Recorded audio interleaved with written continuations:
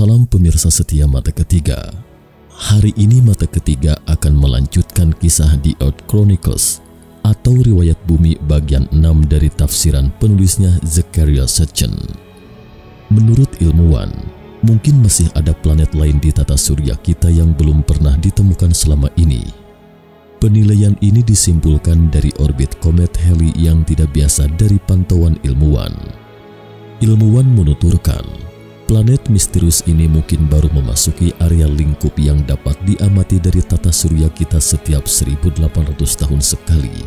Tetapi dari tafsiran dokumen sejarah bangsa Sumeria kuno, planet yang dimaksud ini mungkin adalah Nibiru. Namun menurut mitologi Sumeria, periode planet Nibiru mengorbit matahari bukan setiap 1800 tahun, melainkan 3600 tahun. Ini lebih dari 2 kali dari prediksi ilmuwan sebelumnya. Tetapi mengapa bangsa Sumeria yang telah hilang selama ribuan tahun mengatakan dengan pasti bahwa periode planet Nibiru mengelilingi matahari adalah 3600 tahun? Terkait ini, kita harus mengaitkannya tentang periode yang sangat panjang dalam budaya bangsa Sumeria yang dihitung dengan satuan SARS. Satuan waktu ini kerap muncul dalam literatur bangsa Sumeria. Ilmuwan menerjemahkan satuan SARS ini sebagai jangka waktu tertentu, dan menurut mereka satu SARS sama dengan 3600 tahun. 3600 tahun ini adalah waktu ketika Nibiru, planet asal dewa mereka, berputar mengelilingi matahari. Sitchin menghubungkan penciptaan peradaban Sumeria dengan Anunnaki atau Nephilim, ras alien dari planet Nibiru.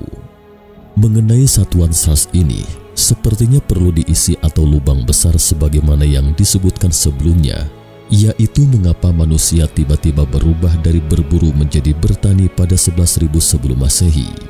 Kemudian pada tahun 7.500 sebelum Masehi tiba-tiba bisa membuat tembikar. Lalu pada tahun 3.800 sebelum Masehi, bangsa Sumeria tiba-tiba sudah memasuki profesi modern seperti dokter, imam, dan hakim. Sebenarnya sangat sederhana. Jika kita amati lebih cermat akan ditemukan bahwa 3 periode ini berjarak 3600 tahun. Tapi mengapa peradaban bumi melompat sekali setiap kali Nibiru melewati bumi? Dari satu sisi, hal ini mencerminkan bahwa alien Nibiru selalu membantu perkembangan umat manusia. Sampai di sini mungkin ada yang merasa bingung. Sebelumnya disebutkan bahwa sejak 450.000 tahun silam, alien Nibiru telah datang ke bumi.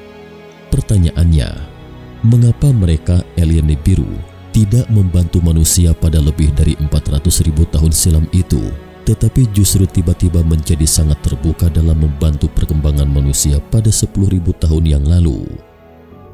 Ini terkait dengan sebuah legenda di sejumlah besar negara di dunia, yaitu banjir besar. Selain itu juga masih ada satu pertanyaan di sini. Mengapa penulis berpikir bahwa pada 450.000 tahun silam, alien dari planet Nibiru itu menginvasi bumi? Ini ada hubungannya dengan peninggalan budaya bangsa Sumeria yang terkenal, yakni daftar raja-raja Sumeria. Daftar raja-raja bangsa Sumeria ini tidak hanya satu salinan, tetapi ada puluhan salinan. Daftar raja-raja ini mencatat para penguasa Sumeria kala itu, berapa lama berkuasa, tetapi periode kekuasaan mereka sangat dilebih-lebihkan, terutama para penguasa sebelum banjir besar. Para raja ketika itu berkuasa selama beberapa SARS. Asal tahu saja, satu SARS itu sama dengan 3.600 tahun. Hanya beberapa SARS saja telah berkuasa selama puluhan ribu tahun. Jika dihitung menurut daftar para raja ini, alien Nibiru seharusnya telah tiba di bumi dengan pesawat ruang angkasa mereka sekitar 450.000 tahun yang lalu.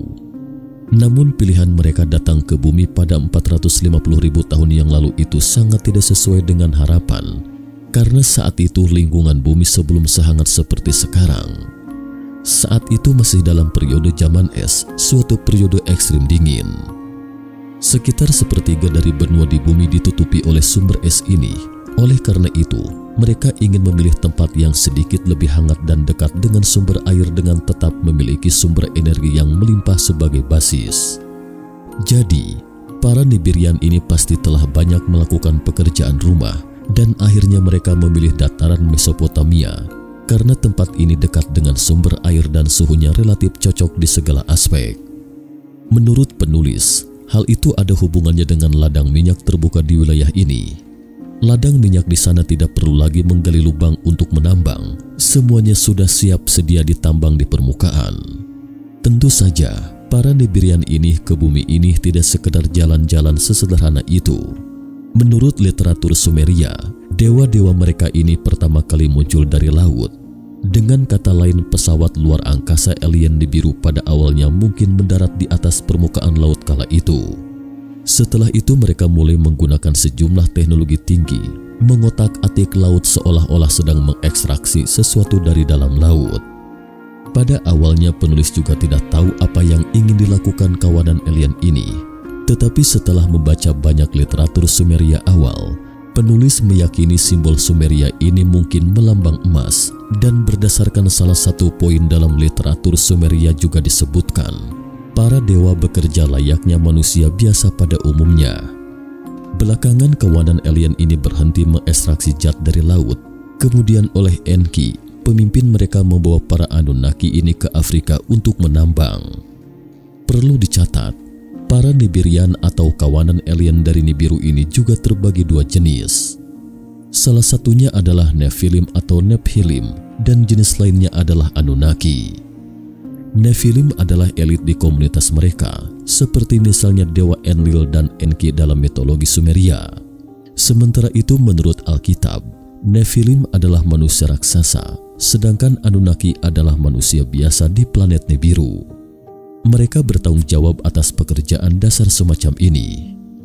Belakangan dari analis mendalam terhadap dokumen Sumeria tentang para dewa yang bekerja layaknya manusia biasa pada umumnya ini, penulis menemukan kawanan Anunnaki ini dianggap sebagai pekerja tambang menambang emas. Dari analisis inilah, penulis tiba-tiba menyadari ternyata tujuan mereka datang ke bumi adalah untuk menambang emas.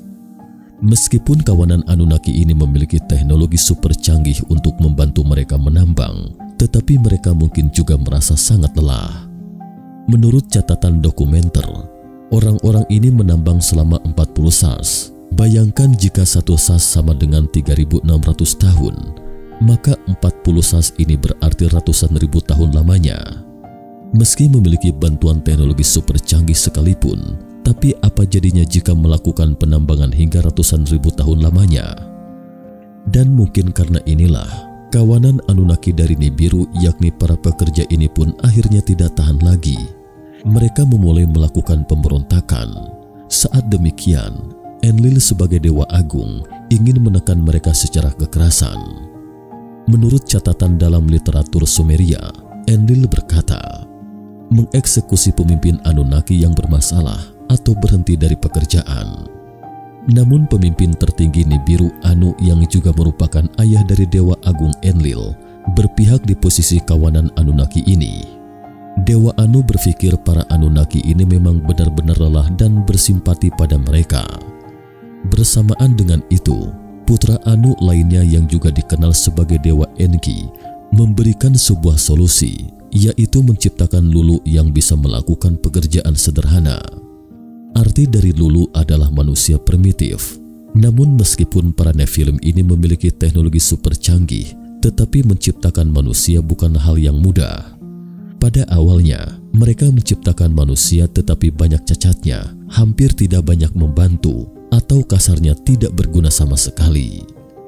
Lalu bagaimana ceritanya sampai mereka akhirnya berhasil menciptakan manusia dalam arti yang sebenarnya atau seperti yang diharapkan? Lalu mengapa mereka memusnahkan seluruh umat manusia setelah diciptakan?